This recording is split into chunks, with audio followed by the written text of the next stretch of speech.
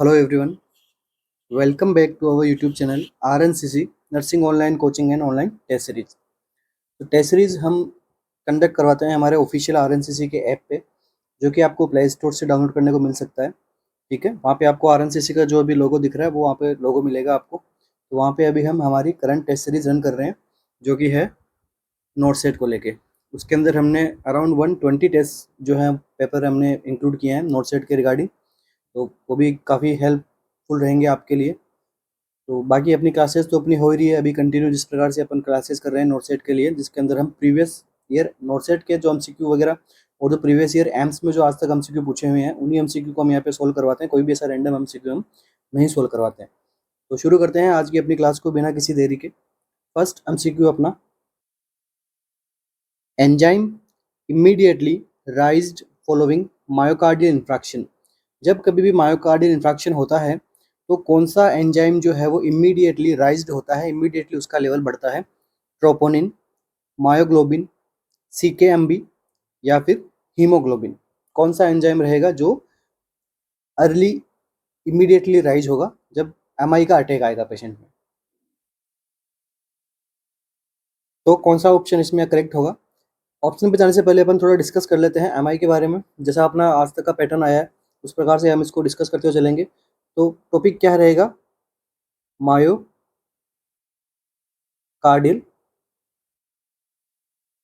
Infarction. ठीक है, देखिए यहाँ पे एक मायोकार्डियम मतलब हार्ट की लेयर, और इन्फ्रैक्शन का मतलब क्या होता है? Large area cell death. और एक और वर्ड होता है वो क्या है? नेक्रोसिस। नेक्रोसिस में क्या होता है? Small area cell death. ठीक है, इन्फ्रैक्शन और नेक्रोसिस के अंदर आपको डिफरेंस करना आना चाहिए। तो अभी टॉपिक क्या अपना मायोकार्डियल इन्फ्रैक्शन। इसके अंदर क्या होता है कि हार्ट की लेयर के अंदर कुछ लार्ज एरिया यहाँ पे उसकी सेल डेथ हो जाती है। इसको हम क्या कहते हैं? Myocardial infarction. सेल डेथ होना मायोकार्डियल इन्फ्रैक्शन। तो अब इन्फ्रैक्शन क्यों हुआ ये भी अपन बात कर लेते हैं। क्यों हुआ? क्यों? ड्यू टू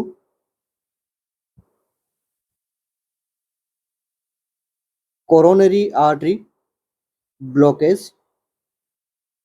ब्लॉकेज किसी भी तरह से हो सकता है, अपन मान लेते हैं क्या? Due to emboli. ठीक है, कोई भी एम्बोली वगैरह या फिर ड्यू टू थ्रम्बस। यहाँ पे कोरोनरी आर्टरी में ब्लॉकेज आ गया। ब्लॉकेज आने से वहाँ पे क्या हो गया, उसकी जो सेल्स के अंदर क्या देखने को मिला हमें? हाइपोक्सिया। हाइपोक्सिया देखने को मिलने के बाद में आगे जाके क्या हो गई? सेल इन्फ्रैक्ट।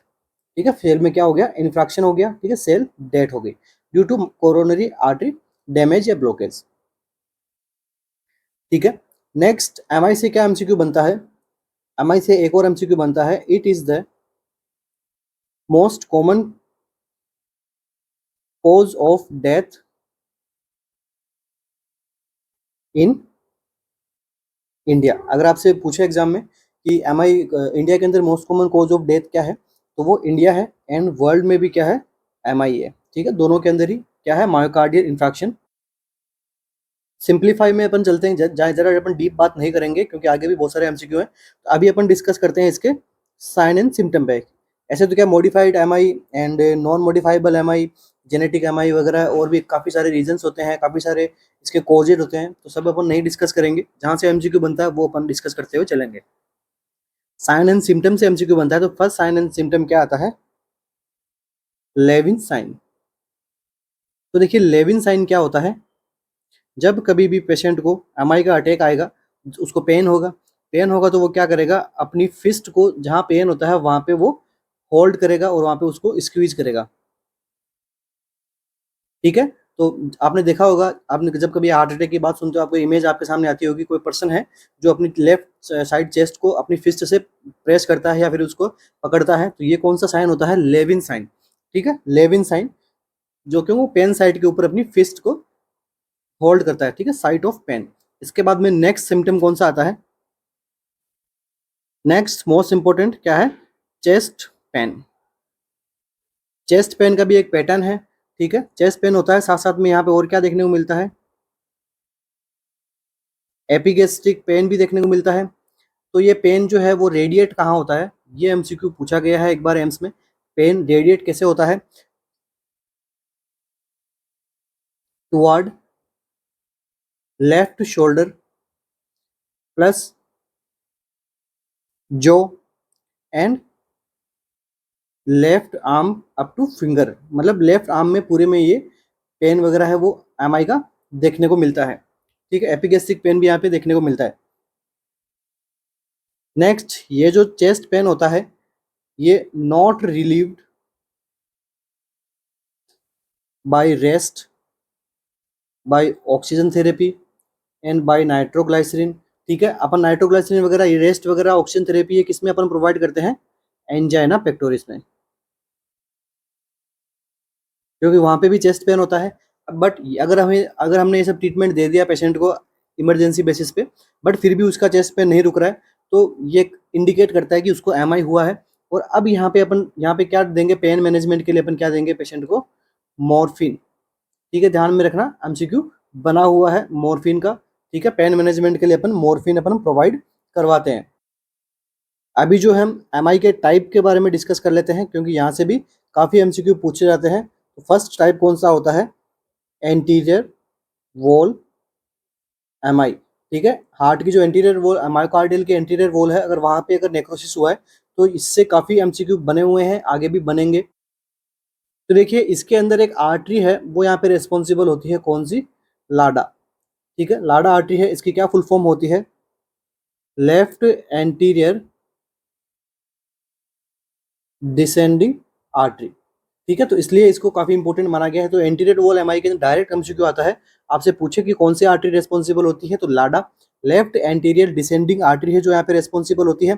इस आर्टरी को दूसरा नाम क्या देते हैं? Window artery. ठीक है, विंडो आर्टरी भी हम, सॉरी, विडो विडो आर्टरी। ठीक है, इसको विडो आर्टरी भी हम कहते हैं। अब देखिए, इससे और क्या एमसीक्यू बनता है एंटीरियर वॉल एमआई से? It is most common type of MI. ठीक है, बाकी इसके अंदर भी खूब सारे ईसीजी चेंजेस वगैरह आते हैं। ठीक है, तो अर्ली में क्या आएगा? T wave hyper acute. ठीक है, टी वेव का यहाँ पे हाइपर एक्यूट यहाँ पे देखने को मिलेगा ईसीजी चेंजेस के अंदर। तो जब हम इमेज बेस्ड एमसीक्यू सोल्व करेंगे, उसमें आपको ईसीजी वगैरह अपन पढ़ाएंगे, तो वहाँ पे अपन इसके बारे में कंप्लीट अपन देख लेंगे। सेकंड टाइप की बात करते हैं हम इसमें, तो वो कौन सा है? Posterior wall. इसी को दूसरा नाम क्या देते हैं? Lateral wall MI. काफ़ी इंपॉर्टेंट टॉपिक है मायोकार्डियल इंफ्रैक्शन और इससे रिलेटेड ड्रग्स भी। तो अपन इसके बारे में थोड़ा डीपली अपन, सुपरफिशियली डीपली अपन दोनों यहाँ पे थोड़ा डिस्कस करते हुए चल रहे हैं। अब देखिए, एंटीरियर वॉल एमआई में जो क्या हुआ, लाडा आर्टरी यहाँ पे रेस्पॉन्सिबल होती है। यहाँ पे कौन सी आर्टरी में थ्रम्बस बनता है? Thrombus form in circumflex artery. Thrombus formation in circumflex artery. ठीक है, सर्कमफ्लेक्स आर्टरी के अंदर थ्रम्बस फॉर्मेशन हो जाता है। तो यहाँ पे क्या देखने को मिलता है? Posterior wall MI. Next, type third की बात करते हैं, तो ये कौन सा होता है? Inferior wall MI. Third type कौन सा होता है? Inferior wall MI. इससे काफी इंपॉर्टेंट एमसीक्यू बनता है। इसके अंदर भी आर्टरी कौन सी रेस्पॉन्सिबल होती है? राइट कोरोनरी आर्टरी का अंदर क्या होता है? ब्लॉकेज आना। ब्लॉकेज थ्रम्बोस की वजह से भी आ सकता है, या फिर कोई भी एम्बोलस की वजह से यहाँ पे देखने को मिल सकता है। अब जब देखिए, यहाँ से क्या इंपॉर्टेंट एमसीक्यू बनेगा? फर्स्ट एमसीक्यू हो गया ये, सारे एमसीक्यू हैं एग्जाम में पूछे हुए हैं। अब देखिए, राइट कोरोनरी आर्टरी के अंदर ब्लॉकेज आ गया, तो ये क्या कर देता है? वेगस नर्व का क्या कर देता है? ये स्टिमुलेशन कर देता है। अब देखिए, वेगस नर्व का स्टिमुलेशन हुआ तो क्या देखने को मिला? Bradycardia. अगर आपसे एग्जामिनर में एमसीक्यू पूछे कि कौन सा एमआई के अंदर ब्रेडी कार्डिया देखने को मिलता है, तो कौन सा है वो? Inferior wall MI. कौन सी आर्टरी यहाँ पे रिस्पॉन्सिबल होती है? Right coronary artery. क्यों करती है? क्योंकि वेगस नर्व का स्टिमुलेशन कर देती है। अब देखिए, जब ब्रेडी कार्डिया होगा तो इसकी ड्रग ऑफ चॉइस भी कुछ होगी। तो ड्रग ऑफ चॉइस की हम बात करेंगे तो क्या देंगे यहाँ पे? एट्रोपिन। ये भी एमसीक्यू पूछा गया है एम्स में। ठीक है, नोट सेट के अंदर एमसीक्यू आया हुआ है, तो आप ध्यान में रखना। टाइप्स ऑफ एमआई काफ़ी इंपॉर्टेंट टॉपिक है, तो हम इसको यहाँ पे बिल्कुल भी यहाँ पे अपन थोड़ा अपन इसमें साथ साथ में रिवीजन भी बनाते जाएंगे, तो आपके एग्जाम में काम आएगा। वापस से आपको इस वीडियो देखने की नीड नहीं पड़ेगी। अच्छा, इन्फीरियर वॉल एमआई से एक एमसीक्यू और बनता है। अगर एग्जाम के अंदर एमसीक्यू पूछे कि most danger type of MI कौन सा होता है? इंफीरियर वॉल MI, ठीक है, ये भी MCQ पूछा हुआ है। अब देखिए नेक्स्ट MCQ कहाँ से आता है इसके? डायग्नोसिस से। जैसा कि ये MCQ अभी आपको फर्स्ट MCQ सोल्व करवा रहा हूँ मैं, तो यहाँ पे क्या पूछा है? डायग्नोसिस में पूछा है, वो भी अर्ली साइन पूछा है। तो देखिए डायग्नोसिस के अंदर फर्स्ट प्रायोरिटी किससे अपन पता लगा सकते हैं? ECG से, ठीक है। ECG के अंदर जो V2, V3, V5, V4 वाली जो लीड्स होती है, वहां से अपन जो है वो ST सेगमेंट इलेवेशन, डिप्रेशन वगैरह ये सब चीज देख के अपन जो है वो inferior wall, anterior wall, posterior wall MI अपन यहाँ पे असेस कर पाते हैं। इसके बाद में कंफर्मेटरी साइन में अपन कंफर्मेटरी या फिर आगे मोस्ट रिलायबल साइन की बात करते हैं, तो यहाँ पे क्या आते हैं? Cardiac marker. तो कार्डियक मार्कर के अंदर देखिए बेस्ट मार्कर की अगर आपसे बात करें, अगर आपके MCQ आए एग्जाम में, ये तो क्वेश्चन में क्या था? अर्ली मार्कर, यहाँ पे मैं बता रहा हूँ आपको बेस्ट मार्कर। ये कौन सा होता है? ट्रोपोनिन आई, ठीक है, ध्यान में रखना। बेस्ट कार्डियक मार्कर कौन सा है? ट्रोपोनिन आई। नेक्स्ट, जैसे ये एग्जाम पूछा गया, अर्लीस्ट मार्कर कौन सा होता है? मायोग्लोबिन, ठीक है, myoglobin is the earliest marker. इसके बाद में सेकंड बेस्ट मार्कर कौन सा होता है? CKMB, ठीक है। एंड इसके बाद में लेट डिसअपियर में कौन सा होता है? LDH। तो ये चारों मार्कर हमें देखने को मिलते हैं, कार्डियक मार्कर हम इसको कहते हैं। तो इसके अंदर बेस्ट मार्कर का पूछे आपसे, तो एग्जाम में क्या करेक्ट करके आना है? Troponin I. एंड अर्ली में क्या आएगा? मायोग्लोबिन। तो मायोग्लोबिन क्या है? एक प्रकार की प्रोटीन होती है, MCQ बना हुआ है, ध्यान में रखना, please note down this topic. Protein होती है जो कहाँ फाउंड होती है? कार्डियक एंड स्केलेटल मसल में। अब इसको रिलायबल क्यों नहीं माना? क्योंकि ये स्केलेटल मसल के अंदर इंजरी होती है तब भी ये रिलीज होती है, एंड कार्डियक में होती है तब भी रिलीज होती है, इसलिए इसको इतना रिलायबल नहीं माना जितना ट्रोपोनिन आई को रिलायबल माना। इसलिए ये क्या है? अर्ली होता है, ठीक है, इसका अर्ली सिक्रेशन होता है, बट इसका वापस डिग्रेडेशन भी अर्ली हो जाता है, इसलिए इसको रिलायबल नहीं मानते हैं। बट मोस्ट अर्ली कौन होगा? मायोग्लोबिन। एंड बेस्ट मार्कर कौन सा है? ट्रोपोनिन आई। इसके बाद सेकंड बेस्ट कौन सा है? CKMB। अब बात कर लेते हैं हम इसके अंदर क्या, ड्रग थेरेपी की। ड्रग्स कौन सी देंगे? तो सबसे फर्स्ट प्रायोरिटी कौन सी आएगी? थ्रोम्बोलाइटिक। तो थ्रोम्बोलाइटिक में ड्रग ऑफ चॉइस की अपन बात करें, कौन सी है? स्ट्रेप्टोकाइनेज, ठीक है, स्ट्रेप्टोकाइनेज हम प्रोवाइड करवा सकते हैं। ये भी कब देनी चाहिए? सो विद इन 30 मिनट्स जो है वो, विद इन 30 मिनट जो है हमें ये ड्रग है ये प्रोवाइड करवा देनी चाहिए, ठीक है। और 30 मिनट्स टू 6 आवर तक ये क्या नॉर्मल रहती है, ठीक है। इसके बाद में अपन क्या दे सकते हैं इसको? नाइट्रोग्लाइसिन दे सकते हैं, जो क्या काम करती है? वेजोडाइलेटर का काम करती है, ठीक है। एंटी प्लेटलेट थेरेपी वगैरह ये सब चीज़ें अपन जो इसको प्रोवाइड करवा सकते हैं। बाकी आगे अपन कभी पढ़ेंगे ST segment elevation MI, ST segment depression MI वगैरह, ठीक है। तो ये कुछ ओवरव्यू था, और यहाँ पे आपसे MCQ में क्या पूछा गया था कि एंजाइम इमीडिएटली राइज के बारे में हम डिस्कस कर लिया है, तो वो कौन सा है? मायोग्लोबिन। एंड बेस्ट कौन सा है? ट्रोपोनिन में भी कौन सा? आई, ठीक है। नेक्स्ट MCQ अपना, और बाकी हीमोग्लोबिन यहाँ पे कोई भी कार्डियक मार्कर के अंदर नहीं आता है। CKMB is the second best. I hope आपके मायोकार्डियल इन्फेक्शन का टॉपिक कुछ हद तक कंप्लीट हो गया है। बाकी इसमें काफी सारे टाइप्स आते हैं, वो अपन आगे जब MCQ सोल्व करेंगे तब हम सोल्व कर लेंगे। नेक्स्ट MCQ अपना, a patient diagnosed with HIV refuse to disclose HIV status to his wife. एक पेशेंट है, उसको HIV डायग्नोज हुआ है, और वो मना कर रहा है, रिफ्यूज कर रहा है अपनी वाइफ के साथ में HIV का स्टेटस डिस्क्लोज करने से, कि उसको HIV है कि नहीं है। विच among the following is the appropriate action for doctor. अब यहाँ पे अप्रोप्रिएट एक्शन क्या रहेगा डॉक्टर के लिए? ऑप्शन ए क्या है? Keep the information as confidential, कि उसको कहेंगे कि हाँ ठीक है आप अपनी इंफॉर्मेशन को कॉन्फिडेंशियल रख लीजिए। बी क्या है? Inform his wife secretly without his knowledge. आप वाइफ के विदाउट कोई नॉलेज के आप उसको एकदम सीक्रेटली बोल दीजिए कैसा हो गया है। वाइफ को भले नॉलेज हो कि नहीं हो कि भाई HIV क्या है क्या नहीं है, बस उसको बता दो।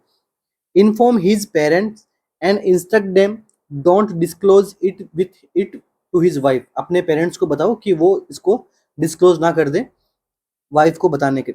Next, counsel him make him willing to disclose the information of wife. ठीक है, आप सबसे पहले पेशेंट को काउंसिल कीजिए, फिर आपको जो है वो उसकी खुद की विलिंग को इतनी बढ़ा दीजिए कि वो खुद की तरफ से वो बताना चाहे कि हाँ मुझे बताना है, डिस्क्लोज करना है, किसके साथ में? वाइफ के साथ में, ठीक है। तो यहाँ पे ऑप्शन कौन सा करेक्ट होगा अपना?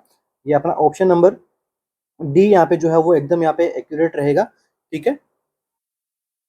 तो यहाँ पे वाइफ के भी पूरे पूरे राइट्स होते हैं कि उसको पता रहे उसके हस्बैंड के बारे में, जो भी उसके मेडिकल कंडीशंस वगैरह होती है, तो इसको डिस्क्लोज करना चाहिए वाइफ के साथ में। उसको इस प्रकार से काउंसलिंग देनी चाहिए ताकि आगे वो थोड़ा प्रोटेक्शन के साथ में या फिर आगे थोड़ा मेंटेन करके अपना उसको काउंसलिंग करे, तो वाइफ को भी वो बताने में हिचकिचाएगा नहीं, उसकी विलिंग पावर बढ़ाए कि वो उसको भी बता सके, ठीक है। और वाइफ को भी उसके लिए काउंसिल करना चाहिए कि भाई एचआईवी क्या है, कैसे फैलता है, कैसे ये इसके साइड इफेक्ट साइन वगैरह, कैसे इसकी थेरेपी, ड्रग थेरेपी इंपॉर्टेंट होती है, एंटीवायरल थेरेपी, वाइफ को भी काउंसिल करो ताकि वो भी इस पर्सन के ट्रीटमेंट में हेल्प करे। Next MCQ, patient felt chills and fever following blood transfusion. एक ब्लड ट्रांसफ्यूजन किया गया है और वहाँ पे पेशेंट को क्या हो गया, चिल्स फील हो रही है, साथ साथ में उसको फीवर भी आ गया है। After stopping the transfusion what is the next nursing action. तो यहाँ पे प्रायोरिटी सबसे पहले क्या क्या किया नर्स ने, स्टॉप कर दिया है। ये जब साइन सिम्टम आए तो नर्स ने क्या किया, प्रायोरिटी स्टॉप। अगर आपसे एग्जाम में पूछे फीवर एंड चिल्स आया, अब नर्स की प्रायोरिटी क्या है, तो प्रायोरिटी क्या रहेगी, सबसे पहले क्वेश्चन में आपको एक क्वेश्चन मिल गया, प्रायोरिटी क्या रहेगी, स्टॉप द ट्रांसफ्यूजन। अब स्टॉप तो इसने कर दिया है, इसके बाद का आपको एमसीक्यू पूछ लिया है कि अब नेक्स्ट नर्सिंग एक्शन क्या रहेगा। ऑप्शन में क्या है, administer sodium chloride, sent tip of catheter for culture and sensitivity, test करवाओ माइक्रोबायोलॉजी लैब में, remove the cannula and apply pressure, आप कैनुला रिमूव कर दो, अप्लाई करो प्रेशर उस पर, एडमिनिस्टर एंटीपायरेटिक्स, जो भी फीवर वगैरह चिल्स वगैरह आई है तो उसके लिए आप क्या करो, एंटीपायरेटिक्स को शुरू कर दो। कौन सा ऑप्शन यहाँ पे बेस्ट रहेगा।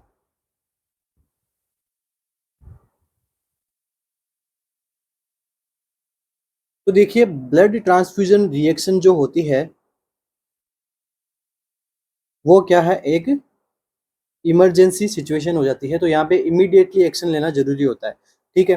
तो देखिए remove the cannula apply the pressure, ये कोई यहाँ पे उतना सेंस नहीं करता है। Administer antibiotic is the not the priority.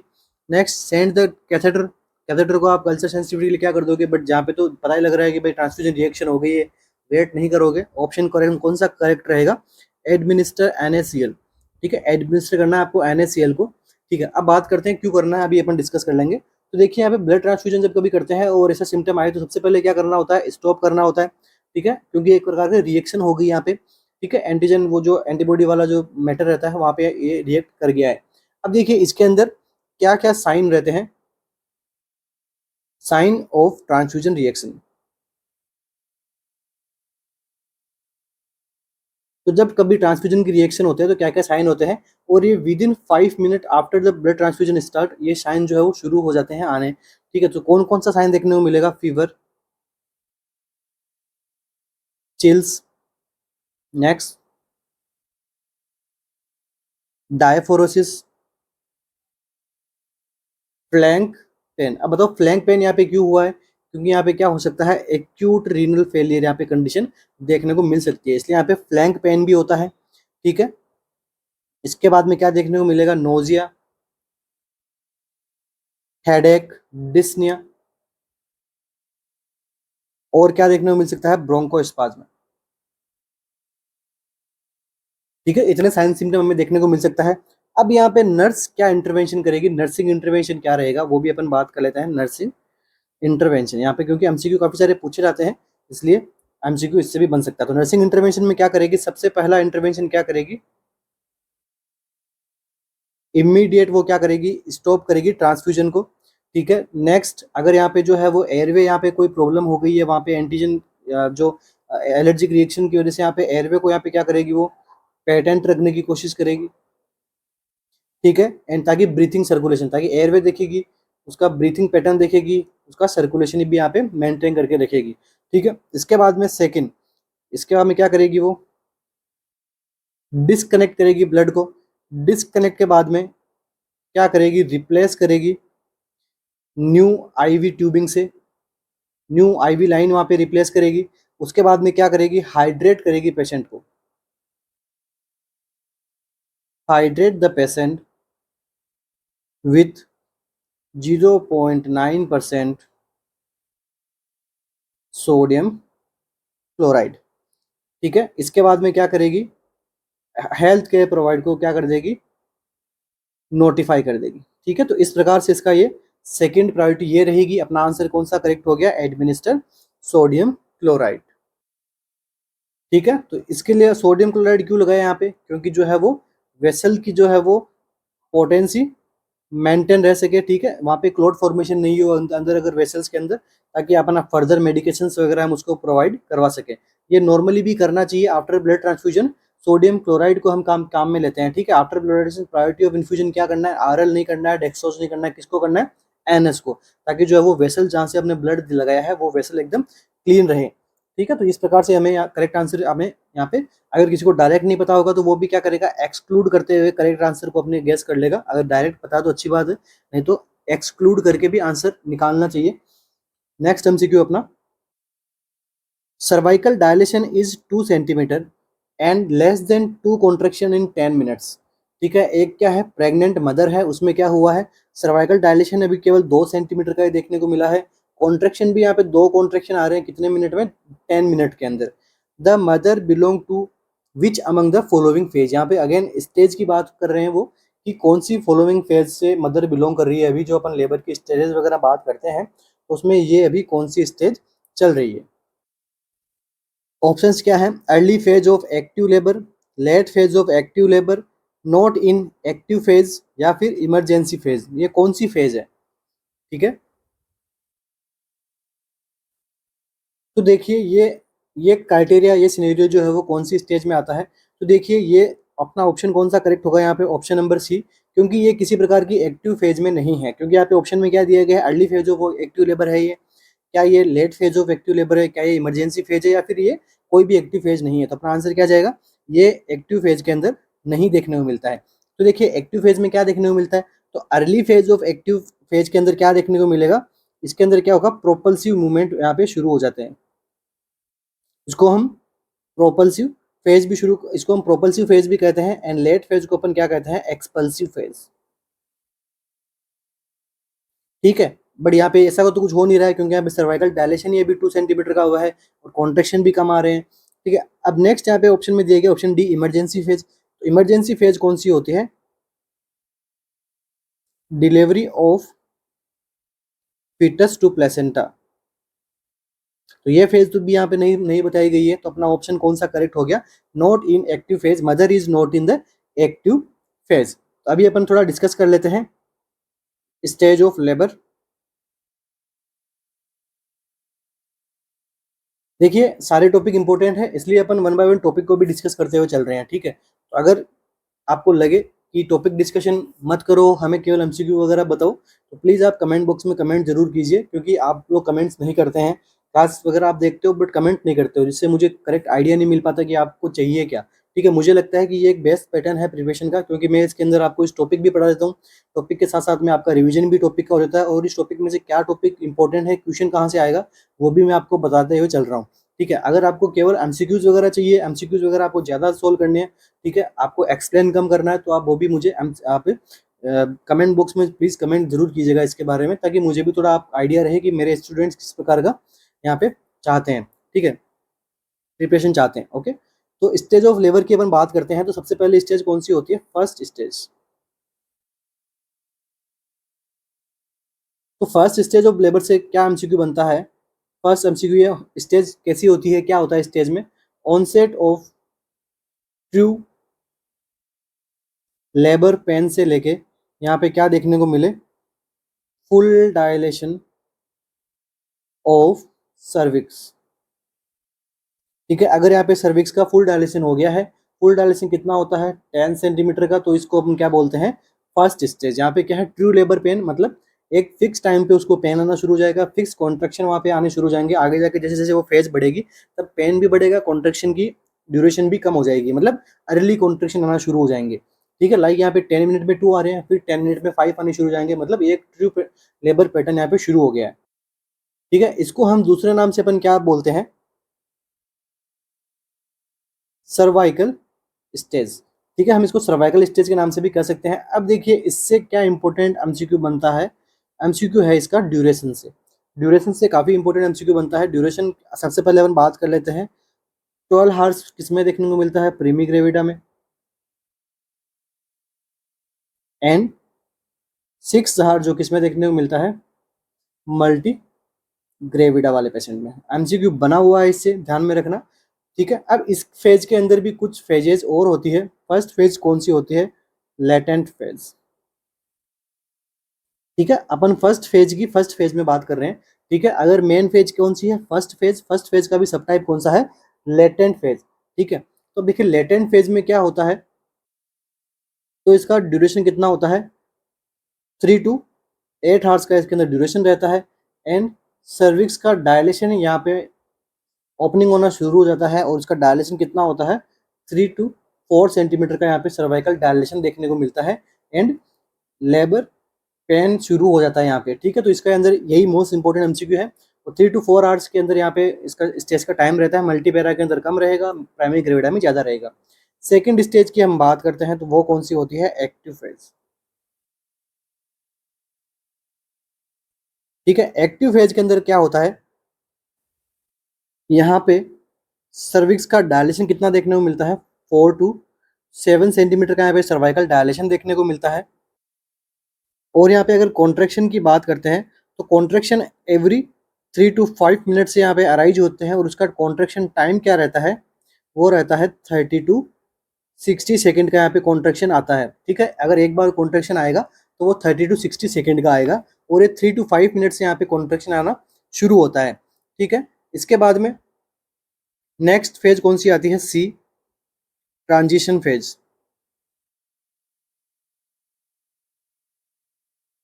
तो ट्रांजिशन फेज में क्या होता है, फुली डायमीटर मिल जाता है सर्विक्स का, 8 to 10 सेंटीमीटर का वो डायलेट हो जाता है सर्विक्स। मतलब ये कौन सी फेज हो गई? ट्रांजिशन फेज हो गई। ठीक है, यहाँ पे जो है वो ब्लड शो यहाँ पे शुरू हो जाएगा, मतलब ब्लडी जो फ्लूइड वगैरह है वो यहाँ पे निकलना शुरू हो जाएगा। और यहाँ पे जो कॉन्ट्रैक्शन टाइम है वो 2 to 3 मिनट से आएंगे और कितने टाइम तक रहेंगे? वह 1 से 1.5 मिनट तक जो है वो कॉन्ट्रैक्शन रहते हैं फीमेल को। ठीक है, तो ये भी आपको ध्यान में रखना है। ठीक है, तो अपना आंसर कौन सा रहा? नॉट इन एक्टिव फेज, क्योंकि एक्टिव फेज में क्या देखने को मिलता है यहाँ पे? केवल और केवल क्या होता है? सर्वाइकल डायलेशन देखने को मिलता है। कितना? 4 to 7 सेंटीमीटर का। कॉन्ट्रैक्शन 3 to 5 मिनट से आते हैं। कब तक रहते हैं? 3 to 60 सेकेंड तक यहाँ पे रहते हैं। ठीक है, एक्टिव लेबर की बात करते हैं। मतलब एक्टिव लेबर एक कंटिन्यू लेबर की प्रोसेस होती है। उसके अंदर क्या होता है? एक्टिव लेबर के अंदर क्या होता है? Mainly propulsive phase, expulsive phase. इसे मेनली सेकंड फेज की अपन बात करते हैं, सेकंड स्टेज की बात करते हैं, उसको हम बोलते हैं एक्टिव लेबर। क्योंकि लेबर की प्रोसेस मेनली डिलीवरी कौन सी स्टेज में होती है? सेकंड स्टेज में होती है ना, उसलिए उसकी बात कर रहे थे यहाँ पे। नोट ये यहाँ पे आप कंफ्यूज हो गए होंगे कि ये सेकंड फेज के बारे में अपना, क्योंकि सेकंड फेज यहाँ पे देखो मैंने बताया propulsive phase, expulsive phase, active phase. क्योंकि ये एक्टिव लेबर की बात हो रही है, यहाँ बात हो रही है एक्टिव फेज की। इसी प्रकार एम्स दिल्ली एमसीक्यू बनाता है, इसी प्रकार बच्चों के एमसीक्यू गलत होते हुए आते हैं। ठीक है, कंफ्यूजन नहीं रखना है आपको। ठीक है, अब बात करते हैं सेकंड फेज की। सेकंड फेज, तो सेकंड फेज के अंदर क्या होता है? Full dilation of cervix to fetus delivery. ठीक है, फिटस की डिलीवरी अगर कौन सी स्टेज में होती है? सेकंड स्टेज में। तो फुल डायलेशन ऑफ सर्विक्स मतलब 10 centimetre dilation of cervix to fetal की डिलीवरी। ठीक है, इसको हम क्या कहते हैं? सेकंड स्टेज या फिर पुशिंग स्टेज। ठीक है, क्योंकि फीटर को पुश आउट करती है मदर। ठीक है, तो इसके अंदर देखिए 2 hours in primigravida and 30 minutes in multigravida, ये इसका टाइम ड्यूरेशन रहता है। इसके बाद में देखिए स्टेज में होता क्या है, इसके अंदर एमसीक्यू बनते हैं। कहाँ से बनते हैं? इसके मैकेनिज्म से। Mechanism of second stage of labour, कि भाई सेकंड स्टेज में ऐसा क्या होता है कि फीटस की डिलीवरी होती है। इस मैकेनिज्म से एमसीक्यू बनते हैं। सेकंड स्टेज में कुछ यहाँ पे कुछ स्टेजेस और देखने को मिलती है हमें। स्टेजेस के अंदर कौन सा आता है? फर्स्ट स्टेज कौन सी आती है सेकंड स्टेज की? वो होती है एंगेजमेंट।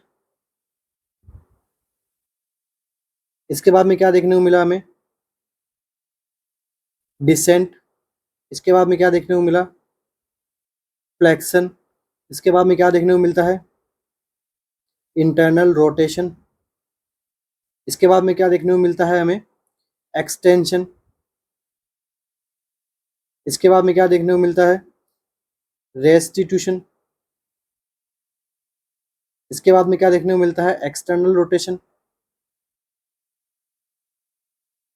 इसके बाद में क्या देखने को मिलता है, एक्सपल्सन। तो सेकेंड स्टेज में भी ये टोटल 8 यहाँ पे फेजेस देखने को मिलती है। एंगेजमेंट के अंदर क्या होता है, जो फीटस का जो पार्ट है वो एंगेज होता है कहाँ पे, पेल्विक इनलेट में। ठीक है, तो यहाँ पे इसको हम क्या बोल सकते हैं, engagement also known as lightening. ठीक है, लाइटनिंग साइन और लाइटनिंग।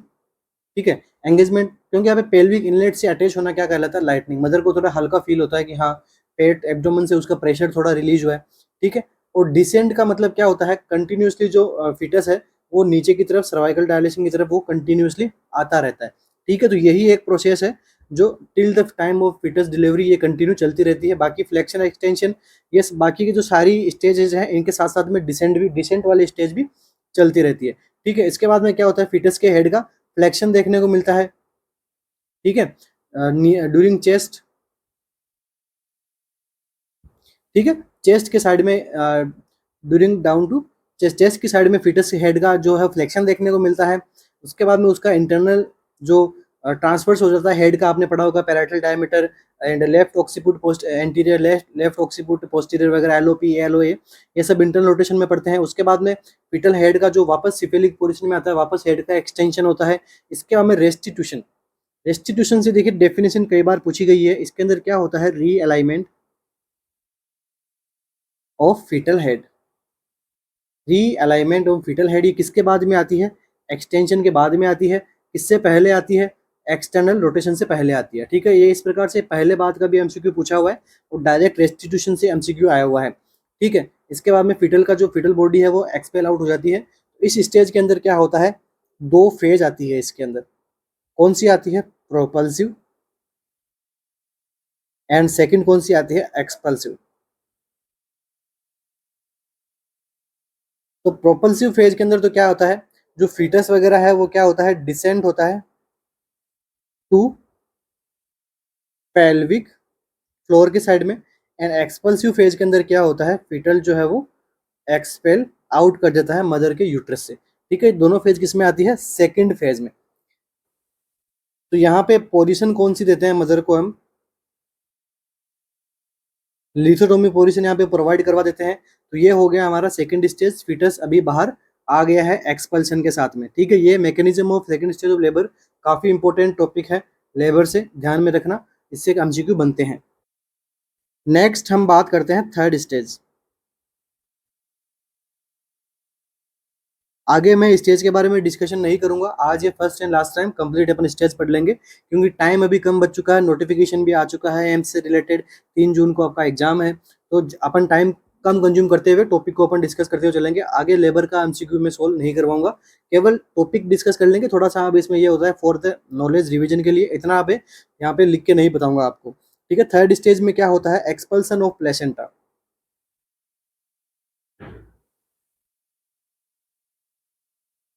ठीक है, प्लेसेंटा का एक्सपल्सन कौन सी स्टेज में होता है भाई, थर्ड स्टेज के अंदर होता है। तो यहाँ पे कितना टाइम लगता है,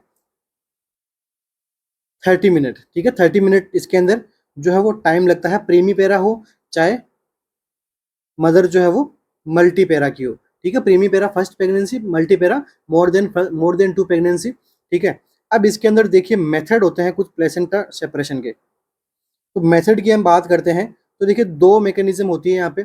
फर्स्ट मैकेनिज्म कौन सी होती है, एमसीक्यू आता है इनसे, सर्ल्स मेथड। एंड सेकंड मैकेनिज्म कौन सी होती है,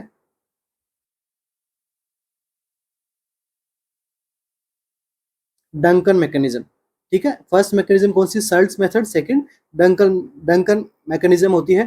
ठीक है, इसके अंदर देखिए सर्ल्स मेथड के अंदर क्या देखने को मिलता है, फर्स्ट प्लेसेंटा जो सेपरेशन होता है वो कहाँ से होता है, सेंट्रल साइड से, सेंट्रल सेपरेशन।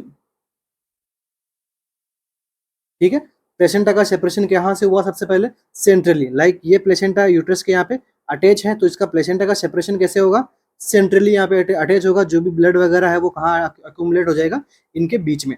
तो सेंट्रली अगर प्लेसेंटा का सेपरेशन हो रहा है तो कौन सा मेथड हो गया, सर्ल्स मेथड हो गया सर। अगर डेक्कन मैथन डंकन की बात करें अपन, तो इसके अंदर क्या होता है, मार्जिन सेपरेट फर्स्ट। तो यहाँ पे अगर हम बात करें तो लाइक ये अपना यूट्रस, ये प्लेसेंटा, तो इसके अंदर क्या होता है, जो प्लेसेंटा का जो मार्जिन होता है वो यहाँ पे फर्स्ट, यहाँ पे उसका सेपरेशन शुरू होता है ना, सेंट्रली नहीं होती है। डंकन कहाँ से शुरू होती है, मार्जिन साइड से। एंड इसका इमेज बेस भी एमसीक्यू आता है, गूगल करते रहना है आपको, साथ साथ में इमेजेस हर चीज़ों की जो मैं आपको बताता हूँ, इमेज बेस भी हम लेके आएंगे। बट आजकल लास्ट 2 एग्जाम के अंदर इमेज बेस इतना पूछा नहीं गया है, 2020 के एग्जाम में पूछा था उन्होंने, बाकी 19-20 में पूछा था, 21-22 के एग्जाम के अंदर इमेज बेस इतनी नहीं आई थी। ठीक है, इमेज बेस भी सोल्व करवाएंगे, बट अपनी प्रायोरिटी नॉर्मल एमसीक्यू पे ज़्यादा रहेगी। ठीक है, तो ये दोनों एमसीक्यू एग्जाम में पूछे हुए हैं, ध्यान में रखना। एक होता है सेंट्रली, एक होता है मार्जिनली। अब इसके बाद में ये तो हो गया क्या, थर्ड स्टेज में मैकेनिज्म। अब आपको क्या पता लगा कि प्लेसेंटा डिलीवर हो गई है, इससे भी एमसीक्यू बनता है। प्लेसेंटा डिलीवरी होती है तो क्या क्या चीज़ें हमें देखने को मिलती है, ये एग्जाम के अंदर पूछा गया है। तो सबसे पहला एमसीक्यू क्या होता है, क्या साइन देखने को मिलता है, लेंथनिंग ऑफ अम्बिलिकल कोड की लेंथ लंबी हो जाएगी। सेकंड आपको क्या दिखेगा, गश ऑफ ब्लड, प्लेसेंटा सेपरेट होगी तो ब्लड भी निकलेगा। तो अगर सेंट्रली है तो एक साथ में आ जाएगा, मार्जिनल होता है तो ग्लश ऑफ ब्लड वगैरह वो शुरू हो जाएगा आना। ठीक है, थर्ड क्या हो जाएगा, यूट्रस बिकम ग्लोब्यूलर शेप। ठीक है, यूट्रस कैसा शेप का हो जाएगा, ग्लोब्यूलर शेप का हो जाएगा यहाँ पे। ठीक है, तो ये कुछ एमसीक्यूज वगैरह होते हैं। थर्ड स्टेज के अंदर ही हम क्या करते हैं, फिटस डिलीवर हो गया। थर्ड स्टेज में हम क्या करते हैं, अपगार स्कोर चेक करते हैं। एक सबसे पहले करते हैं 1 मिनट पे, नेक्स्ट करते हैं अपन 5 मिनट पे, फिर भी अब नॉर्मल आया तो 10 मिनट पे और करते हैं। ठीक है, अपगार स्कोर कौन सी स्टेज में चेक करना होता है, थर्ड स्टेज के अंदर। किस में करते हैं, फिटस में करते हैं, मदर में मत कर लेना अपगार स्कोर। ठीक है, फिटस में करेंगे। ठीक है, और भी बहुत सारे एमसीक्यू बनते हैं लेबर से, वो हम नेक्स्ट आने वाले एमसीक्यूज के अंदर सोल्व कर लेंगे। तो इस क्वेश्चन का आंसर क्या रहा, not in active phase of labour. ये एक्टिव फेज के अंदर तो क्या होता है मैंने आपको बता ही दिया, एक्टिव फेज के अंदर तो ये चीज़ें देखने को मिलती है। तो यहाँ पे तो एक्टिव फेज में भी नहीं है। ये कौन सी फेज, अगर बात करें यहाँ पे लेटेंट फेज होता ना, तो वो मैं जरूर यहाँ पे करेक्ट मानता, बट ये क्या है, एक्टिव फेज के अंदर तो नहीं है, ये लेटेंट फेज का एग्जाम्पल आपको बताया है। ठीक है, और एक्टिव लेबर मीन्स डिलीवरी कौन सी फेज में होती है उसको हम बोलते हैं लेबर एक्टिव है। ठीक है, वो एक्टिव लेबर का पार्ट होता है जिसमें हम डिलीवरी होती है, फिर सेकंड स्टेज की यहाँ पे बात होती है। ओके, नेक्स्ट एमसीक्यू अपना, आई होप आपके स्टेज ऑफ लेबर अच्छे से समझ में आए हो। और भी एमसीक्यू बनते हैं लेबर से, खूब सारे एमसीक्यू बनते हैं जो आगे एग्जाम के आगे जब क्वेश्चंस आएंगे। और जैसे ये तो एम्स का एमसीक्यू है, आगे भी एम्स में जैसे लेबर से एमसीक्यू आएगा तो वो मैं आपको वहाँ सोल्व करवाऊंगा। नेक्स्ट एमसीक्यू अपना, amniotomy is done because it. Amniotomy हम क्यों करते हैं, क्या करती है एमनियोटोमी ऐसा, enhance effacement, decrease maternal blood pressure, to treat polyhydramnios, या फिर टू प्रोलॉन्ग द लेबर। तो क्यों करते हैं एमनियोटोमी, इसका रीजन क्या है।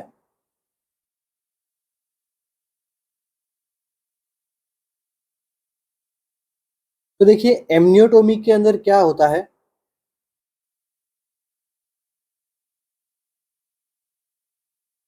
इंटेंशनली हम क्या करते हैं, एमनियोटिक सेक को क्या करते हैं, रेप्चर करते हैं। ठीक है, उसको अपन ब्रेक डाउन करते हैं तो क्या होगा, एमनियोटिक फ्लूइड है वो बाहर आना शुरू हो जाएगा। इस प्रोसेस को हम क्या बोलते हैं, artificial rupture of membrane, AROM।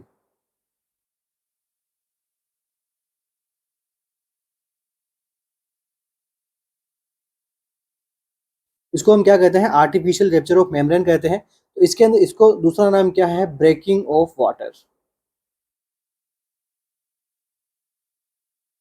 अब जब एमनियोटोमी होती है तो ऐसा क्या होता है कि हमें ये करना जरूरी रहता है। तो इसके इंडिकेशन, इसके यूजेस क्या होते हैं एमनियोटोमी करने के, सबसे पहले इसको करते कहाँ पे, मिड टर्म ऑफ प्रेगनेंसी में नहीं करते हैं, इसको ध्यान में रखना। करते कहाँ पे हैं, ड्यूरिंग लेबर। ठीक है, या फिर during initial stage of labour, during labour में भी कौन सी, इनिशियल स्टेज में, ताकि क्या होना शुरू हो जाए, एफएस एनहेंसमेंट शुरू हो जाए। ठीक है, यहाँ पे जो एफेसमेंट होता है ना, एफेसमेंट को बढ़ावा, सर्वाइकल एफेसमेंट वगैरह देखने को मिलता है, उसको बढ़ावा देती है एमनियोटोमी। ठीक है, अब इसके इंडिकेशन की बात करें, नेक्स्ट, स्पीड ऑफ लेबर को ये ठीक कर देता है, स्पीड ऑफ लेबर को बढ़ाता है। अगर किसी में डिलेड लेबर देखने को मिल रहा है उसमें एमनियोटोमी कर दो, स्पीड ऑफ लेबर यहाँ पे इंक्रीज हो जाएगा। इसके बाद में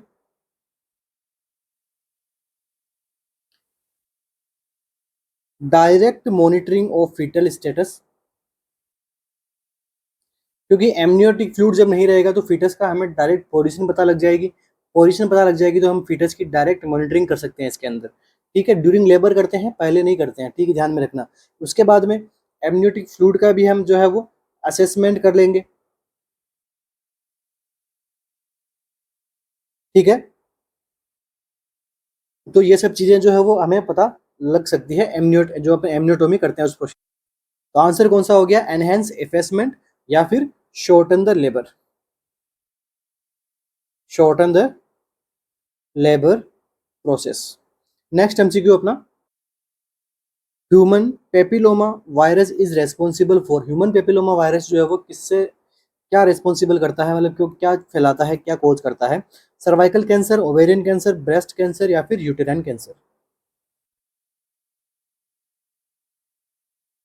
ह्यूमन पेपिलोमा वायरस एचपीवी किसके लिए रेस्पॉन्सिबल है?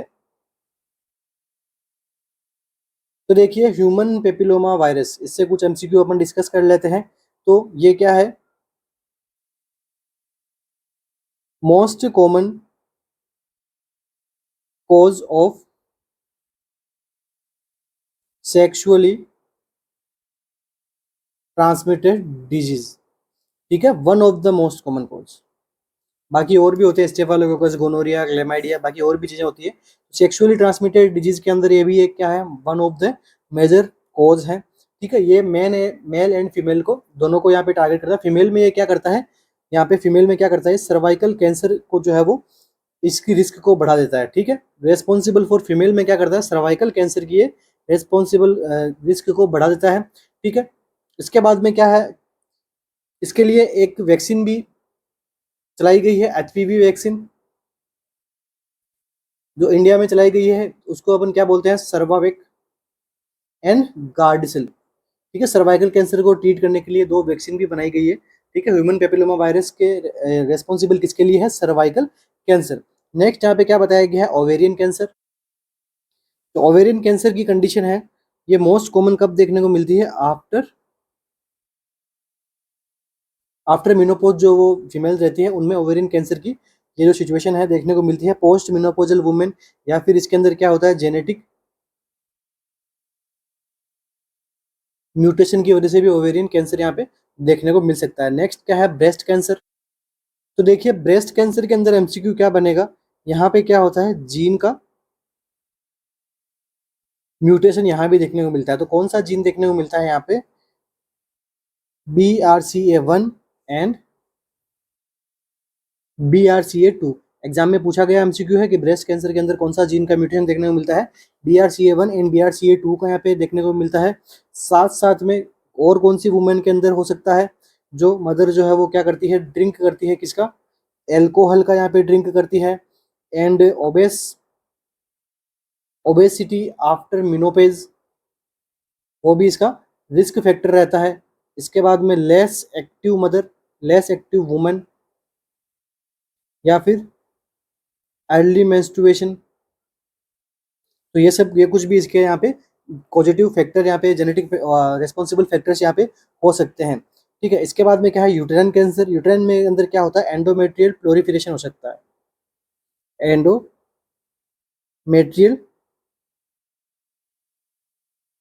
Proliferation, excessive growth of tissue यहाँ पे देखने को मिल सकती है ड्यू टू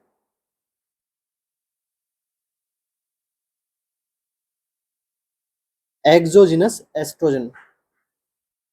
ठीक है, एस्ट्रोजन की एक जो अपन बाहर से एस्ट्रोजन वगैरह लेते हैं, ठीक है, उसको उससे भी क्या हो सकता है, यूट्राइन कैंसर की कंडीशन यहाँ पे देखने को मिल सकती है, एंडोमेट्रियल प्रोलिफरेशन या फिर हाइपरप्लेजिया देखने को मिल सकता है। तो अपना ह्यूमन पेपिलोमा वायरस क्या करवाता है, सर्वाइकल कैंसर करवाता है। इसके लिए वैक्सीन भी बनाई गई है। Target group 9 to 13 year female को यहाँ पे क्या होना चाहिए, वैक्सीनेशन लगाना चाहिए, वो सर्वाइकल कैंसर से प्रिवेंट कर सकता है। ठीक है, और सर्वावेक क्या है, इंडियन कंपनी है, गार्डिसिल यूएस बेस्ड कंपनी है, जिन्होंने क्या किया था, सर्वाइकल कैंसर की वैक्सीन यहाँ पे बनाई गई थी। नेक्स्ट एमसीक्यू अपना, drug of choice to treat alcohol withdrawal symptom, alcohol withdrawal symptoms वगैरह अगर किसी में आ रहे हैं तो वहाँ पे ड्रग ऑफ चॉइस क्या रहेगी इसकी, क्लोरडाइजेपेक्साइड, डाइसल्फिराम, नैलोक्सेन या फिर नैल्ट्रोक्सेन। क्या देते हैं हम एल्कोहल विड्रॉल सिम्टम्स के अंदर, ठीक है, क्या प्रोवाइड करवाते हैं। तो देखिए इसके लिए क्या, कौन सी ड्रग यहाँ पे रिस्पॉन्सिबल रहेगी, कौन सी ड्रग ऑफ चॉइस रहेगी, क्लोरडाइजेपेक्साइड, ठीक है। Chlordiazepoxide is the drug of choice for to treat alcohol withdrawal symptom. इसको हम क्या कहते हैं, फर्स्ट बेंजोडाइजेपिन्स, ठीक है। ये किसकी ग्रुप है, बेंजोडाइजेपिन कैटेगरी की ड्रग है।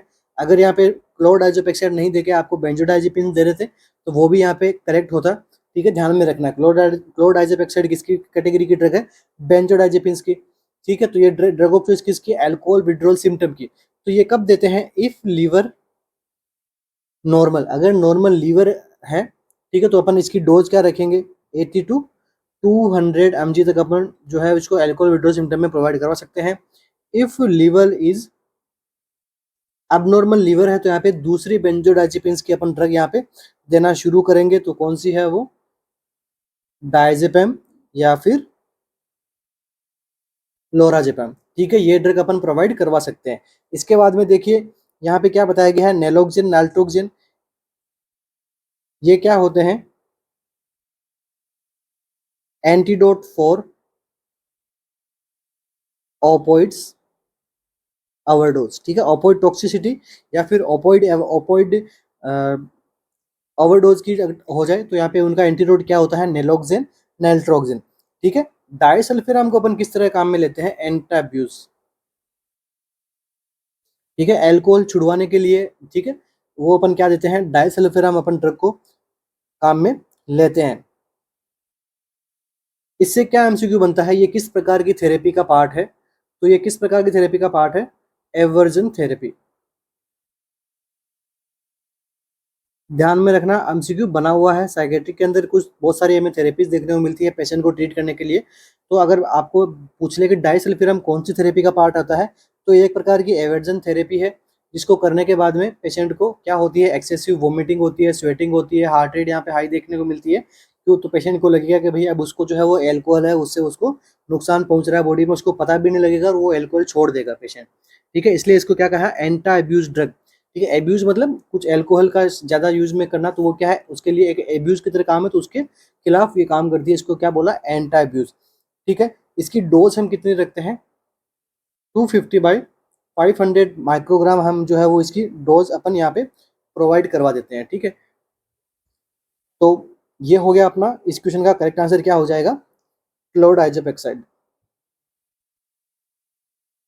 तो इसी के साथ ही आज की अपनी क्लास को कंप्लीट करते हूँ। तो आज हमने कुछ 5 से 6 टॉपिक को डिस्कस किया है, टॉपिक के अंदर के इंपॉर्टेंट एमसीक्यूज को डिस्कस कर लिया है और अराउंड 10 एमसीक्यूज हमने यहाँ पे सोल्व किए हैं। तो मिलते हैं अपनी नेक्स्ट क्लास में। आशा करता हूँ कि आपको वीडियो से काफ़ी अच्छा लगा होगा। तो प्लीज़ आप लाइक जरूर कर दीजिएगा, हमारे चैनल को सब्सक्राइब भी करते हुए जाइएगा, क्योंकि हम डेली बेसिस पे जो है क्लासेज लेके आ रहे हैं नोट सेट के लिए। साथ ही साथ में मैं आपको बताना चाहूँगा कि हमारी जो है वो RNCC की ऑफिशियल ऐप पे हम क्या कर रहे हैं, नोट सेट 2023 को लेके हमने वहाँ पे 120 टेस्ट वो हमने वहाँ पे जो है वो बनाए हैं एग्जाम को अकॉर्डिंग। नेगेटिव मार्किंग भी हमने वहाँ पे 1/3 की रखी हुई है, जो अकॉर्डिंग टू एग्जाम पैटर्न हमने क्वेश्चंस वगैरह बनाए हैं, सारे सब्जेक्ट को मिलके क्वेश्चन बनाए हैं।